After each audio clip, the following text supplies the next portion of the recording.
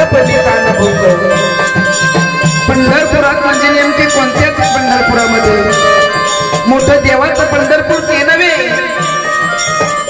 आई वडिलाला मुलगी जन्माला येते ना आणि मुलगी लग्नाच्या वयामध्ये येते ना, त्या आई वडिलांनी प्रथम विचार करायला पाहिजे की आपल्याला ज्या घरामध्ये मुलगी द्यायची आहे, ज्या गावामध्ये आपल्याला मुलगी द्यायची आहे ना, त्या घरातील संपूर्ण परिवार अगोदर शोधला पाहिजे. तिचा होणारा सासरा कसा असायला पाहिजे, होणारी सासू कशी असायला पाहिजे, होणारा देर किंवा भैया कसा असायला पाहिजे, आणि प्रथम म्हणजे तो होणारा नवरदेव मुलगा कसा असायला पाहिजे. ज्या घरामध्ये आपली मुलगी दिली ना, त्या घरातील सासू सासरे जर तिच्या सोबत विठ्ठल रुक्माई सारखे जर वागले, ननंद किंवा भाया किंवा देर पुंडलिका सारखा आणि त्या जनाबाई सारखे जर वागले, तर खरं सांगा त्या मुलीला त्या घरामध्ये त्या गावामध्ये पंढरपूर हटल्याशिवाय राहणार नाही. म्हणूनच शाहीर बोल करतात की पंढरपुरात हौसा न द्यावा लेक, गल्लो गल्ली गाय मुख हरपलितान भूक. पण हल्ली जमाना तसा नाही राहिला, कलीचा पहरा आहे. हल्लीची मुलं खूप शोधून चांगले भेटतात बघा. आजचा नवरदेव नवरीचा जोडा म्हणजे नजर लागण्यासारखा आहे बघा. सर्व गुण संपन्न जोडा आहे, असा जोडा लवकर लागत नाही दादांनो. म्हणून आजकालच्या मुली त्या देवाला विनवण्या करायला लागले की देवा, अरे आमच्या जन्माचा एवढा तुला कंटाळा का आला रे देवा? आम्ही जन्माला येणे अगोदर कोणी आम्हाला मारू पातळ, कोण जन्म झाला ना देवा, तर आमच्या मायबापाच्या घरी आम्ही प्रथम सासरवाशी असते. मळ्यामध्ये गेले माझ्या चुलत्या काकांचा मला धाक असतो, शाळेत गेले मला भावंडाचा धाक असतो देवा, आणि लग्न झालं की त्या सासू सासऱ्याचा मला धाक असतो. म्हणून ती मुलगी म्हणायला लागली की देवा, हा लेकीचा जन्म कोण्या वैर्याने घातला, जणू सोयीऱ्याच्या दारी बैल भाड्याचा राबला. खरंच आहे ना, सोन्याच्या पावलानं ती सुनबाई आपल्या घरामध्ये येत असते ना, तिला कोणी लक्ष्मी मानायला तयार नाही. अहो 2 दिवसाची ती नवरी लेक तिसऱ्या दिवशी मोलकरीण म्हणून त्या घरामध्ये काम तिला करावं लागतात बघा. म्हणून ती हळहळ कळकळ करते ती मुलगी. त्या बापाचा जीव संपूर्ण त्या मुलीमध्ये असतो, आणि सगळ्यात जास्त म्हणजे बाप प्रेम करतो तो फक्त आणि फक्त मुलीवरती. कोणाला आनंद होऊ अगर ना होऊ, पण त्या बापाला मुलीच्या जन्माचा सगळ्यात जास्त आनंद होत असतो. लहानाची मोठी करतो, कड्या खांद्यावरती तो बाप वागवतो, त्या मुलीला कुठल्या गोष्टीची कधी कमी पडू देत नाही. अहो पायामध्ये कधी जोडा घालणार नाही, पण त्या मुलीला शाळेचा गणवेश घेतल्याशिवाय राहणार नाही. लहानाची मोठी तो बाप लेख करतो, आणि त्या मुलीचं लग्न जमल्याच्या नंतर मायबाप लग्न कधी राहत? मंगळवाराची हळद, गुरुवाराची गटाळी ग मैना, गुरुवाराची गटाळी, मंगळवाराची हळद, बुधवाराची गटाळी ग मैना, बुधवाराची गटाळी, एकातली नंदयाला, बाप पाय खिडकीतून ग मैना, बाप पाय खिडकीतून,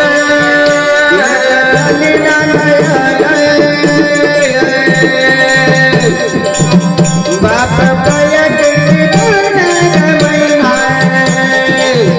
बाप पाय खिडकीतून,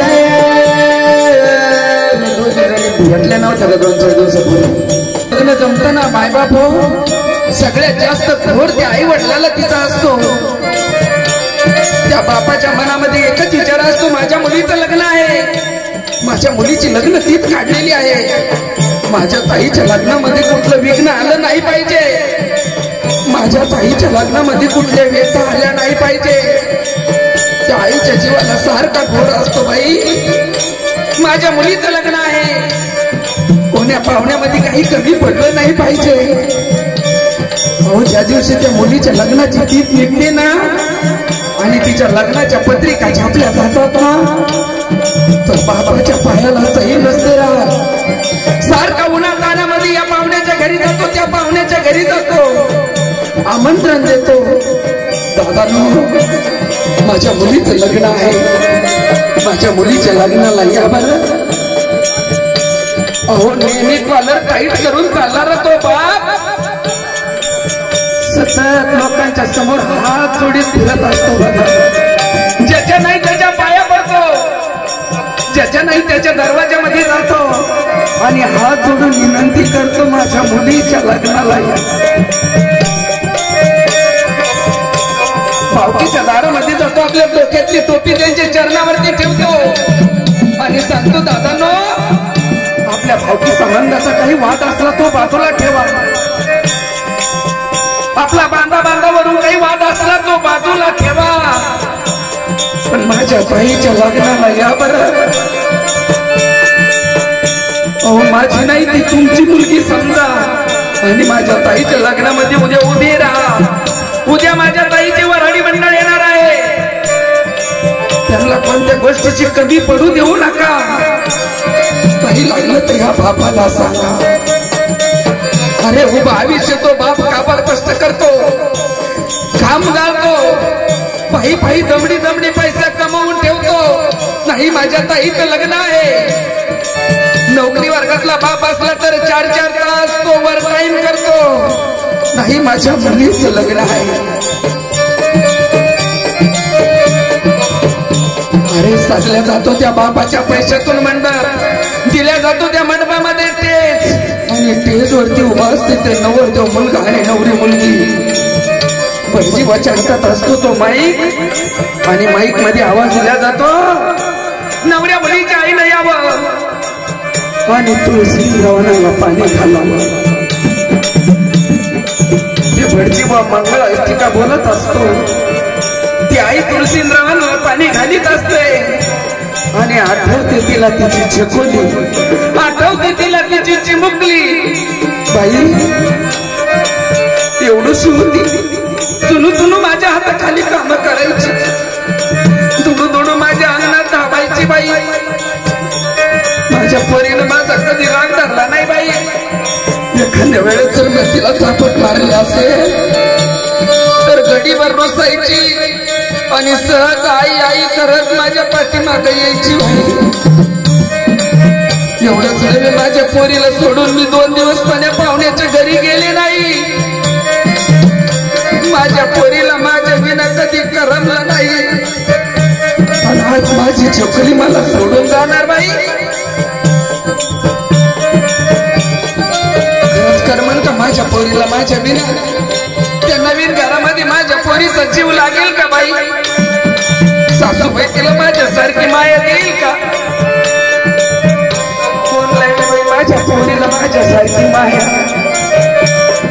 तोपर्यंत ती मंगळाष्टिका संपल्या जाते. आईच्या हातातला तांब्या भरलेला ना भरलेला तसाच असतो आणि हसून त्या तुळशी वनातली माती ओली होते. त्याला आईचं प्रेम म्हटलं जातं. माय बाप अहो आई एका गल्लीनं बाप एका गल्लीनं आपल्या दारासमोर येतात आणि ते माय बाप काय मुखून रडतात आणि रडता रडता ते मायबाप म्हणत असतात बघा, लहानाची केली तोर नाही सत्तर एकीवर महिना नाही बाई सत्तर एकीवर लहानाची केली तोर नाही सत्तर एकीवर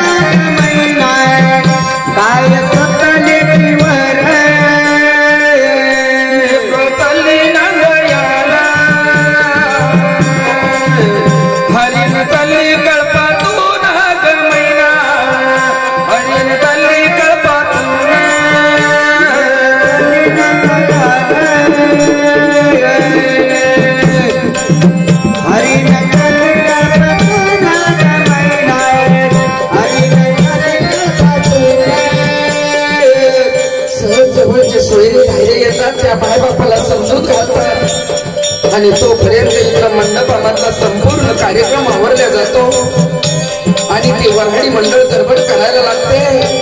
दादानो, आम्हाला जायचं आहे, आम्हाला खूप दूर जायचं आहे, आमचं आवरून द्या. आणि मग तो जाण्याचा शब्द त्या मुलीच्या कानावरती पडतो. नवरीच्या रूपामध्ये ती मंडपामध्ये एकटीच असलेली मुलगी, तिला आपल्या जवळ तर कोणी दिसत नाही. मुलगी मनामध्ये विचार करायला लागते, बाई माझ्या सासरचे लोक तर म्हणतात मला जायचं आहे, मला माझी आई दिसत नाही, मला माझे बाबा दिसत नाही. कळू नाही का माझ्या बाबाला जाता जाता आपल्या पोरीच्या पाठीवर प्रेमाचा हात फिरावा?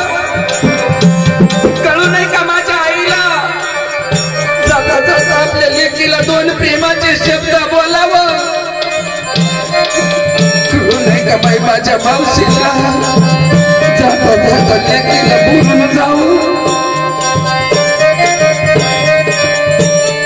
एखाद्या वनामध्ये गाईचं वासरू हरणावं अशी गत त्या मुलीची होते. सारखी मंडपामध्ये कावरा बावरा पाहू लागते आणि सहज तिची नजर तिच्या मावशीवरती जाऊन पडते.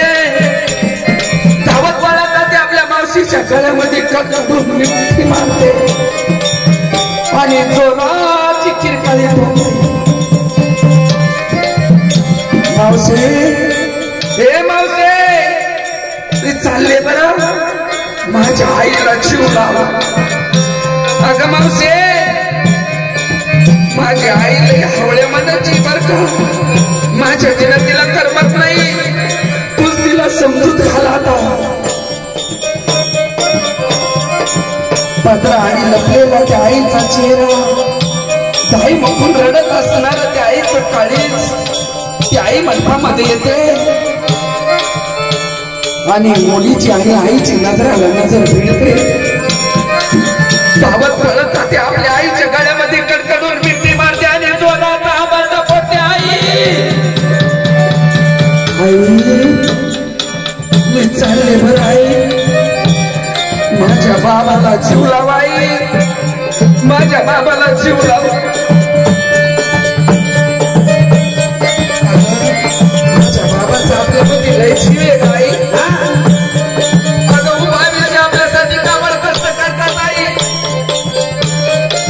माझ्या बाबाचा आपल्यामध्ये लय जीव आहे आई. असं माझ्या बाबाचा थोडा रागीट स्वभाव असेल, तुमचे करतात ते आपल्यासाठी आई. मंडपाच्या बाजूला भाऊ असतो, गुडघ्यापर्यंत त्या भावाची पॅन्ट वर, चिखलानं त्या भावाचे पाय भरलेले, सारखी लग्नामध्ये दौड करून दमलेला तो भाऊ आपल्या ताईकडे जीवनवाणी बघतो आणि हळू आवाजामध्ये आपल्या बहिणीला आवाज देतो, हे ताई, चालली ना ताई?